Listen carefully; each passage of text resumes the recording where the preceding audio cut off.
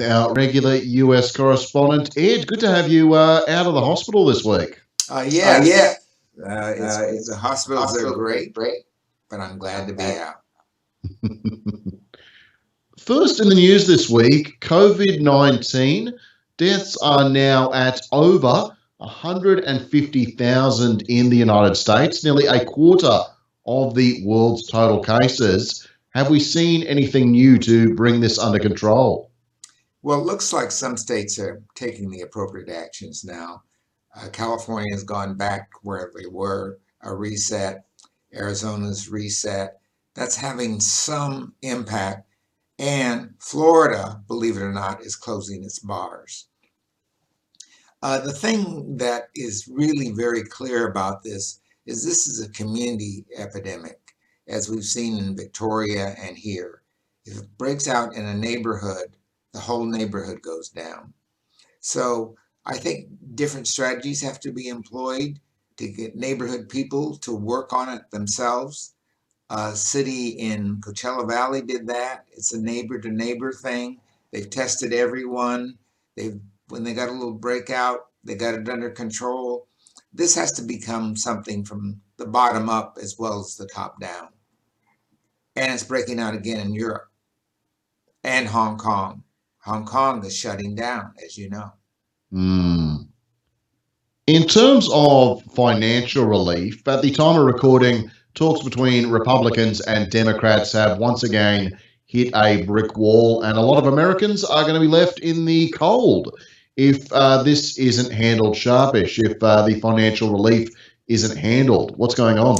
Well, this is a very interesting case because it's Republicans and Republicans, not Democrats. Democrats had something about 4 weeks ago, which was a replay of the old bill, the one that was passed by Democrats and Republicans. What Republicans are doing now, and it makes no sense in an election year, is being mean-spirited. They want to reduce the amount of money people are getting from that $650 a week down to $200 or less. They want to roll back the protections for mortgages and the like. When the mortgage industry, the people who write mortgages, say, no, please don't do that. We don't want a bunch of vacant properties. We'd rather have a reprieve on the mortgage than to enforce evictions. So is this by the Republicans? Hey, if we're getting out of town, we're going to lose big. Because during an election year, and particularly this close to election, you give away that kitchen sink. I don't understand this at all. The smarter strategy for them would have been, we'll take the bill the Democrats wrote and it'll last till January. And then we can get our votes and get back in. This way, I think there's a clear possibility, and I hate to say it, the Republicans not just lose the Senate, they will lose big time. They could lose both seats in Georgia, North Carolina, South Carolina, Kentucky. All those places that were supposed to be safe for them are now in trouble. So this is not looking good at all. One of the reasons that we don't see Elizabeth Warren as a possible VP is she's a senator. And if there were a close election and she was out, there's a governor in Massachusetts who's a Republican, and he would appoint a Republican. And the Republicans might be back in charge. So she got taken out on that basis. It now seems silly. It seems like the Democrats could win all the seats that are up and possibles except for Alabama. Crazy, crazy, crazy situation. I guess if you're going down, let's go down in flames. Black Lives Matter protests and government response have continued to escalate, particularly in Portland, where federal paramilitary agents are now pulling out in a major reversal for the Trump administration.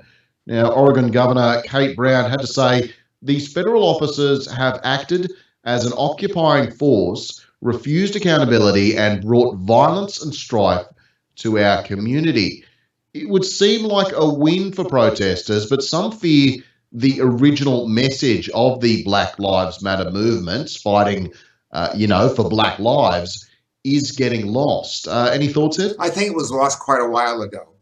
These protesters are protesting against the government. And I must say, they sound very much like anarchists. So I think Attorney General Barr and the president are right. But the best way to deal with them is ignore them and let the moms and other people take over.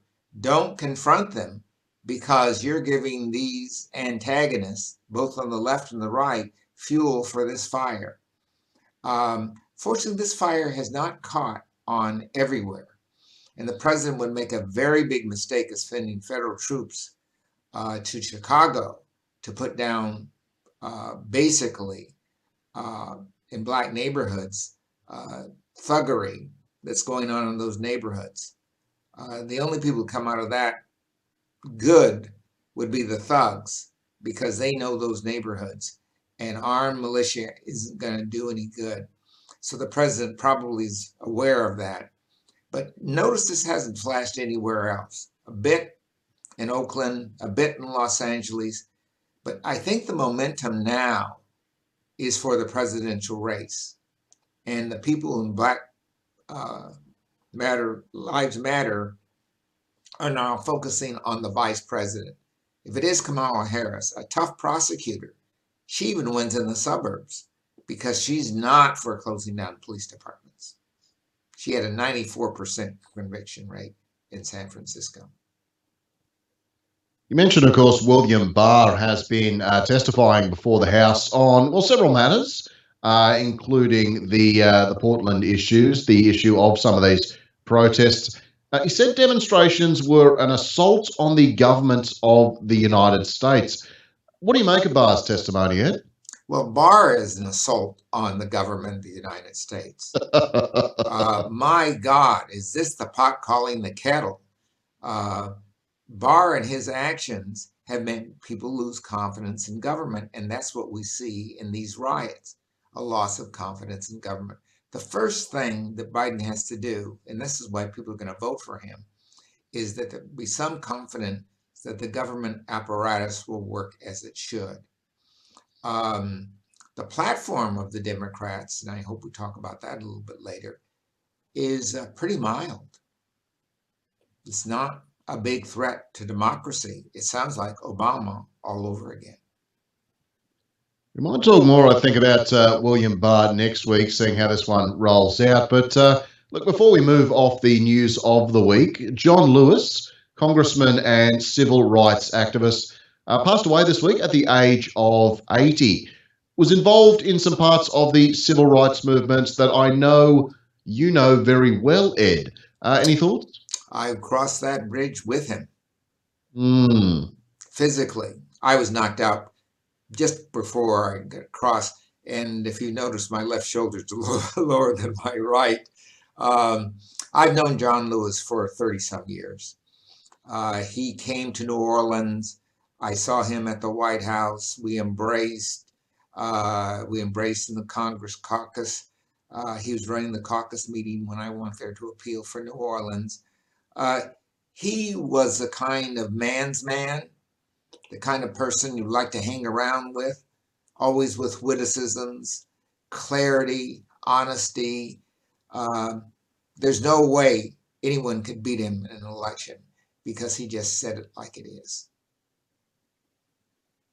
Now, looking at the Democratic platform for 2020, since this was drafted last week, discussed and amended this week, Biden does have some policies. Firstly, repairing international relationships that have taken a bit of a battering under Trump.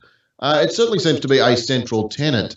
Now, China, it's been the biggest question around foreign policy of our age, what to do with China. Biden wants to improve relations damaged by the tariff wars.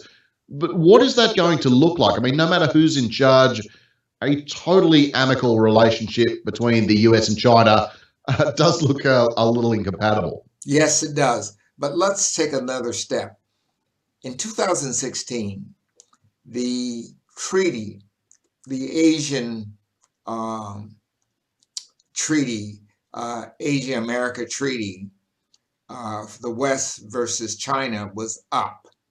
And Trump really drummed on that, saying, we don't need this treaty. We're not going to be in the hands of Australia and all, Malaysia and all those other people, India, etc. That is the best way to go now. Not to confront on a one-on-one basis, but to confront collectively. And that will include, and it's already started, we'll open our bases in the Philippines. It will include the talks that were just held yesterday between the United States and Australia. It will include a whole new pact that will be an economic pact and a military pact, much like NATO. And the reason for this is China is not a stable economic partner anymore, as Australia is seeing. That if they want to do something to penalize you, they'll threaten you, they'll bully you, they'll knock you down. So everyone's looking for new trading partners. India found out their people, their soldiers were beaten up by Chinese soldiers, that they are not reliable partners. So I think the smart way for the U.S. to go is finding new friends and not attacking the Chinese. Russia, Trump's relationship with Russian President Vladimir Putin has been, if anything, entirely too cozy. The latest has seen Putin not even pressed on Russian bounties for US soldiers. Under Biden, what might a US Russia relationship look like? It looked like it did under Obama. Consulates being closed, hard pressure and sanctions, putting pressure on all their friends around the world, uh, destroying their ruble. The pressure is going to be back on. But the biggest pressure that has to go on is on the internet, where they have had, under Trump, free reign to come into the United States. I think this time, believe it or not, they're going to back Biden in the hopes they can curry some favor there. They know Trump's underwater. They're going to send him down the river. But Russia is not in that good a shape. So they don't represent a big threat, but you got to keep them in check. So the Ukraine will be back in play. This silly business of taking troops out of Germany will be redone, repaired. I'm not saying troops shouldn't have been taken out of Germany. We had too many troops there who were doing virtually nothing. But better weaponry, that means sewing up our relationships with the Turks, because our best weapons are on the Turkish border, not on the German border or the Polish border. So I think the physical military stuff is going to go down. The surveillance stuff is going to go up. I think the next war will start on the internet. Speaking of the Turks, the Middle East, Russia ties in heavily here, of course, as well. Trump's foreign policy in the Middle East has probably been at its most chaotic. He tore up the Iran nuclear deal. He ran on a platform of isolation, then invested even more heavily in the region, then unexpectedly pulled out, then he didn't. What is Biden likely to look at instead? The first thing you want to do is stabilize Syria and do something with the Israelis. Those are the two real sore points. And I forgot about Yemen, because if you deal with those three places, you can bring some calm to this. And things are falling his way. With oil prices going down, the Saudis are less powerful.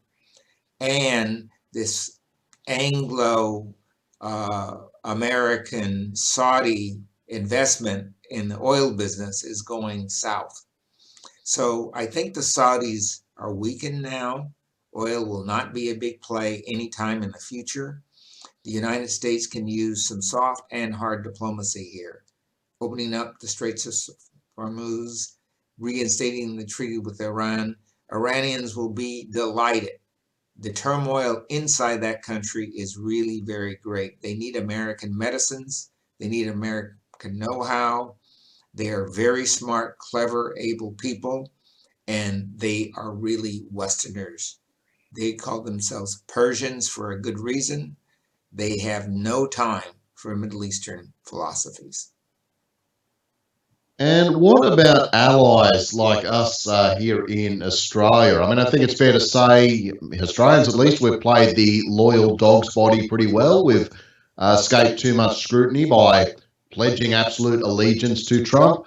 The UK, they're scrambling to make a deal, but look, plenty of allies have come under scorn as well. What's in it for allies?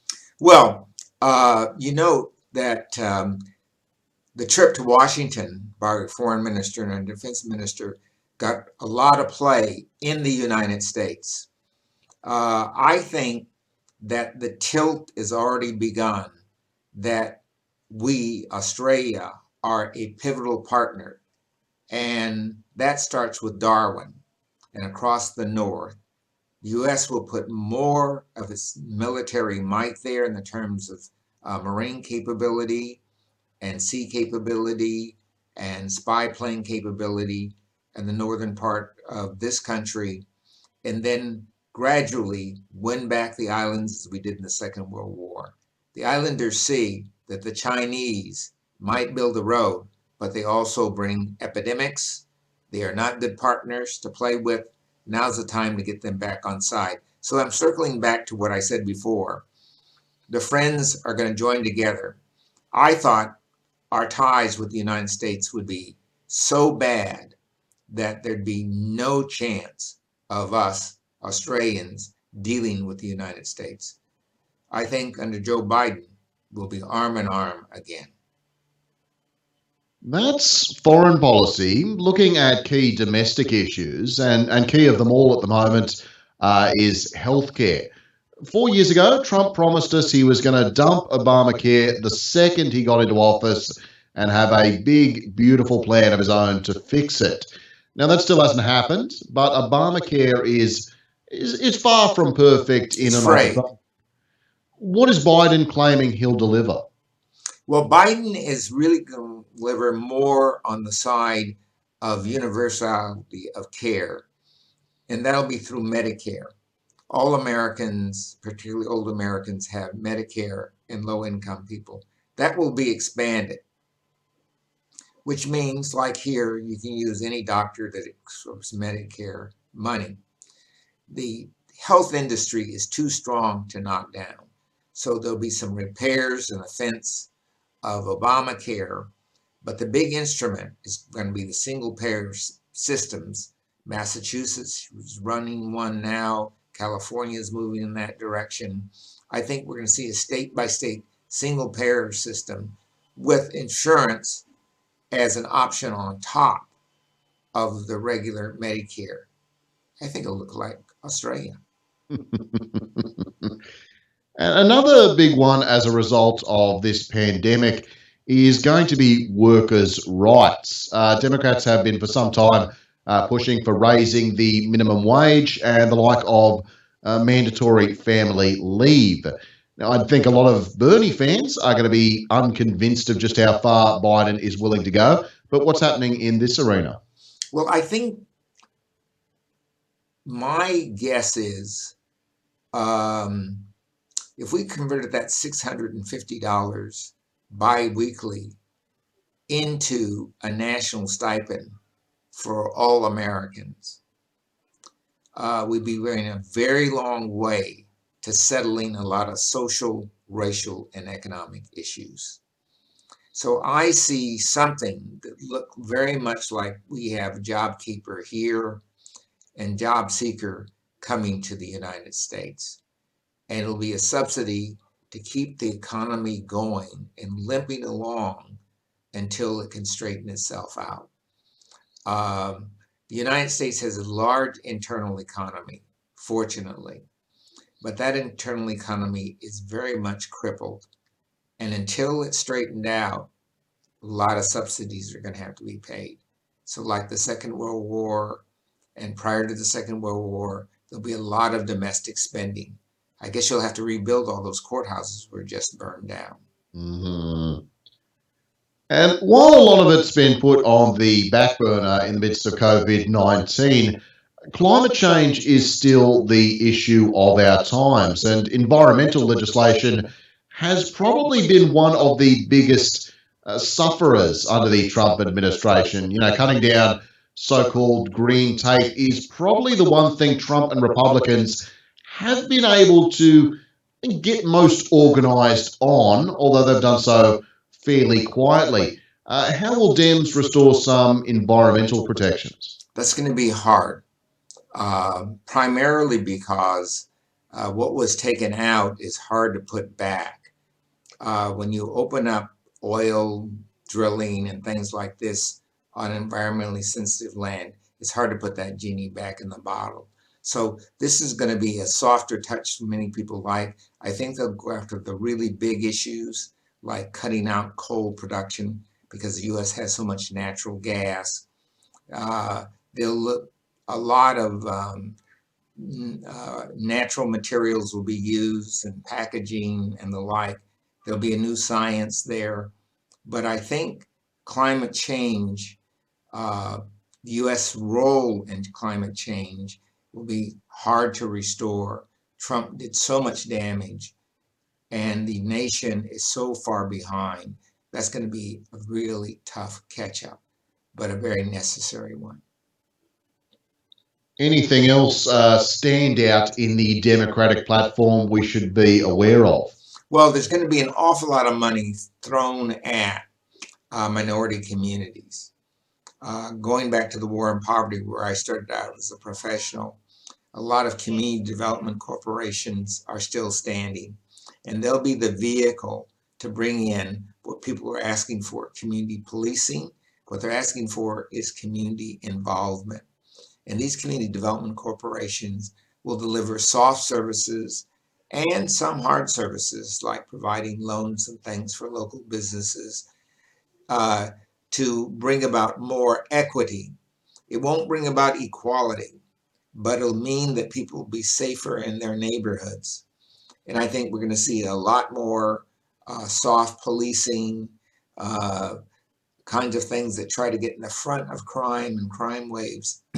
One big thing that gets in the front of crime is people having money, and they don't have to go out and commit crimes to get money. So I think we'll see a lot of money going in to low-income communities to make higher-income communities safer. And just finally, by this time next week, I think it should be official, but Biden's running mates, Kamala Harris, a lot of people seem to think it's going to be her. Elizabeth Warren, still in the running. So is Susan Rice, Karen Bass, Illinois Senator Tammy Duckworth, Wisconsin Senator Tammy Baldwin. Any last minute thoughts here? Well, the only one that really meets all the criteria that he set out is Kamala Harris. And the reason she does is she commands the stage. She's not going to be a second fiddle. It's important that Biden have someone you can look to that might be president in 4 years or even sooner. Also, Biden probably doesn't have the strength anymore for the Keene administration that's going to be required. So we're going to have a vice president that's hands-on. That hasn't happened in a long time, since Harry Truman and Roosevelt. But I think we're going to have a hands-on vice president. And I certainly like Kamala Harris to be Attorney General. But there are other candidates for that job that could take that on. But we have to have someone really good to restore the Justice Department. Really, really good. Well, we could be talking Biden Harris next week. Ed, thanks very much, mate. We'll catch you then. Oh, thank you. If you look at the polls, there is some good news, but those polls have fooled us in the past. But let's keep looking at them. Take care, mate. Take care.